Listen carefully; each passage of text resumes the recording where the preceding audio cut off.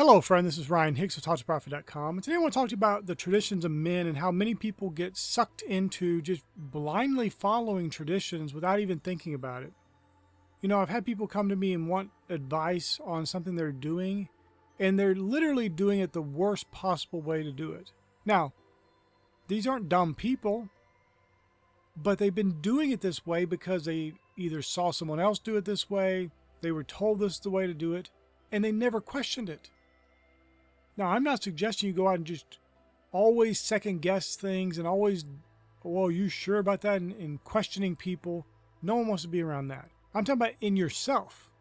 If you're doing something a certain way, have you questioned why you're doing it that way? Have you questioned and sought God's wisdom on whether or not there's another way to do it that might be even better? I've owned a number of businesses over the years, and one of the things I've noticed is the ones who are the most successful in that particular field, they don't just do what everybody else is doing.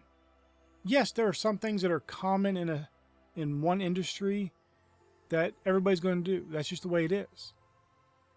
But there are also some old ways of doing things that some businesses in that industry are doing that aren't the best way to do it.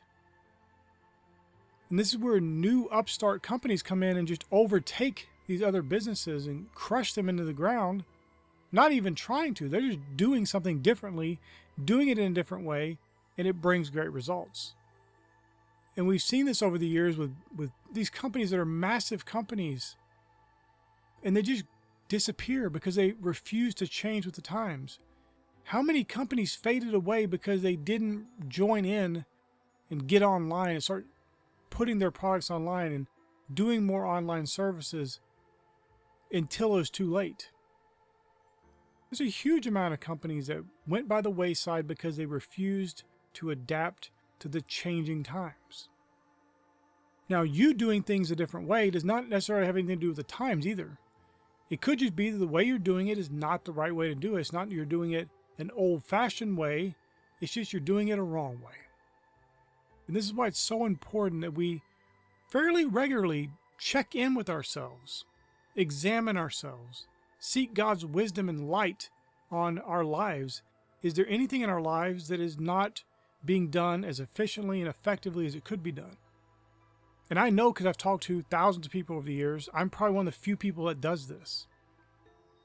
And I explain to them, I'm regularly, sometimes every month, I'm just double checking, seeking God's wisdom. Is there something I'm doing that I've gotten a rut in? Because even if the thing I'm doing was right, it was the right way to do something at the time, it may not be now. There might be better ways. There might be a different way. Maybe that was good only for a season, and now I need to adapt to something better. And this is part of that growth mentality, that you're constantly growing, you're constantly developing, you're constantly improving yourself. But most people aren't doing that. So they never think to question the way they're doing something because it works well enough. And that's good enough for them. Mediocrity, acceptable, average, those are all words that are fine with them. But that's not you. So this is very important. For many people, this is the difference between being average in life and becoming very rich, and becoming very successful. When you take it upon yourself to really examine what you're doing, try to figure out the reason. Why am I doing it this way? Why am I doing this particular thing? Also, it's important to ask, is this thing that you're doing even necessary at all? There's so many aspects of people's businesses that are just busy work. It's just work to be working for work's sake. And there's no actual productivity or usefulness to the endeavor at all. It could be completely eliminated. Or maybe there's some software means to do it automatically. There's no need for any human intervention at all.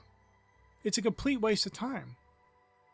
But you won't find these things out if you're not growing, if you're not looking for ways to improve yourself each and every day. This is why it's so important to read. Now you may wonder, well, if I'm reading and I'm reading an older book, how could it help me today because times are different? You'd be amazed some of those older books will give you a different perspective. You read about Sam Walton, how he's down in another country and he's in the middle of the aisles measuring their aisle distances because he's always trying to see what is somebody else doing Is it better than what I'm doing? Why do they have the aisles this way? How wide are they? Do these feel better than my stores? He was constantly looking and thinking and growing and improving. And when you take that kind of mentality, you will find new ways to improve your business in dramatic ways even. It may include automation. It may include some sort of new software. It may not be anything like that. It may be you cut out a bunch of stuff that you're doing that is a complete waste of time. I've known businesses that have become successful just by cutting out dozens of steps they had in some process that were useless. They were just quirks that somebody who did it originally liked. That's the way they like to do it, but it was not the most efficient way to do it. And they cut out all those ways, and they cut out 50% of the time. Well, if you cut out 50% of the time doing a particular task that you do all the time, you will be able to double your productivity in that area. Maybe even more than that. Oftentimes, those kind of cuts actually have exponential returns. But even if you only double your productivity, that's a massive improvement. And you're actually cutting out and doing less to get double the results. Now, that may not be the case in every situation. And sometimes people say, well, I tried and I changed a few things and it only improved my sales by 1% or 2%. It's like, wait, you're complaining about a 1 or 2% increase when you don't have to do any more? You've actually cut out things that were inefficient and you're making 1 or 2% more? That's a blessing. Obviously, we want 10, 20, 30, 100, 1,000%, of course. But if you increase 1 or 2% here and there, eventually that adds up to 10% or 20% or 30% or 40%. And now that you have better methods of doing things in place, the most efficient and effective way, you will also be able to scale up easier. Many times, one of the bottlenecks in people's businesses is they have all these things that are inefficient in their business, and then when they start getting more sales, start ramping up, they can't meet the need of the consumer, and they wind up going away. That has happened to many startups who weren't in a position to be able to fill the orders, and they wind up failing miserably. Think of that. You fail because you get too many orders. It almost seems like an insane possibility, but it actually happens numerous times. They got too many orders. They don't have the means to fulfill them. They don't have the systems in place to fulfill them quickly enough, and they lose customers left and right. So my friend, I would encourage you, look at what you're doing each and every day. Now, it's not just about business. Every area of your life. When you wake up in the morning, what is the first thing you do? Well, for many people, it's checking social media, it's checking emails. Well, I'm going to tell you right here and now, that's not the ideal way to wake up in the morning. That generally will start you out in a low vibrational state into something negative. You got some customer complaint or a return or something that you don't want to hear, and you're starting your day with that.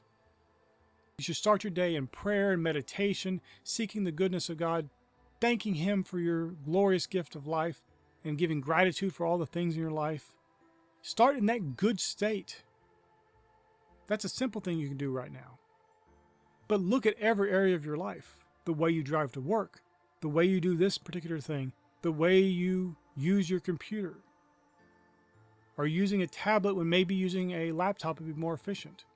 I don't know what it is in your particular life, but there are things you could be doing differently that would get you better results. It would save you time, which is the most valuable resource you have, and it would make your life better. My friend, I pray this is a blessing for you. May God bless you richly.